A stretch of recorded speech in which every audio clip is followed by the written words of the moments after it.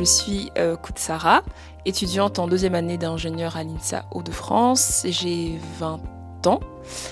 Et aussi, ça peut être intéressant de préciser que je fais cette interview dans le cadre de ma participation au concours d'éloquence. Avant d'être à Valenciennes, j'étais au Mans et où j'ai eu mon bac en terminale générale, spécialité maths, physique, chimie.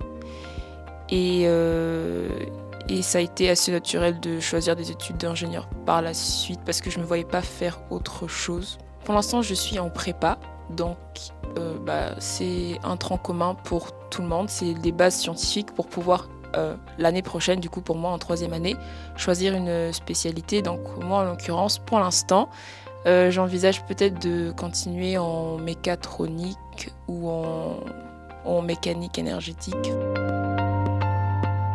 Il change un peu tous les jours en fonction de mes inspirations, des domaines, puisque j'analyse un peu de manière assez méthodique pour voir les évolutions de quel type d'ingénieur on va avoir besoin dans le futur. En ce moment, c'est un peu l'IA qui est un peu cotée.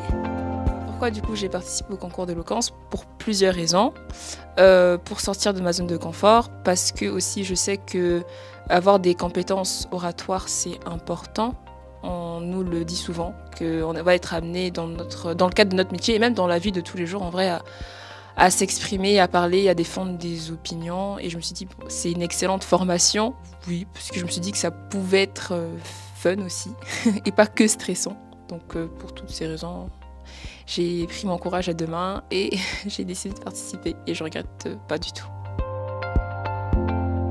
Après la phase de sélection, il y a eu une phase de préparation avec des enseignants de l'INSA où on a répété une phase de rédaction aussi du texte, puis répéter jusqu'à la demi-finale qui a eu lieu encore ici à l'INSA. Ça s'est plutôt bien passé du coup parce que j'ai remporté la demi-finale.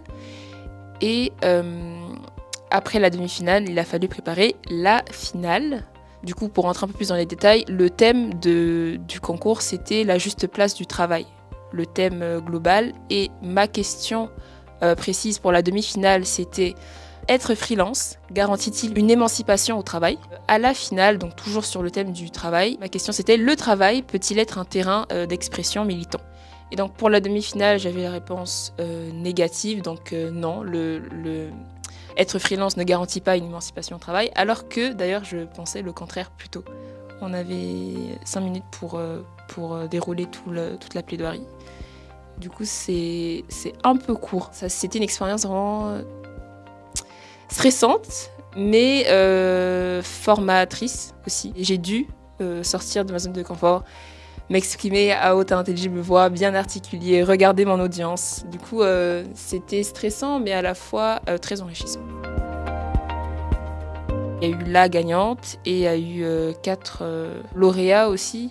Et voilà, il n'y a pas eu de classement, mais on a tous été félicités par le jury qui a salué notre courage et notre prestation, nos différentes prestations à chacun. Un message à faire passer, je dirais simplement qu'il n'y a rien à perdre. Mais vraiment rien à perdre, si ce n'est tout à gagner et à apprendre.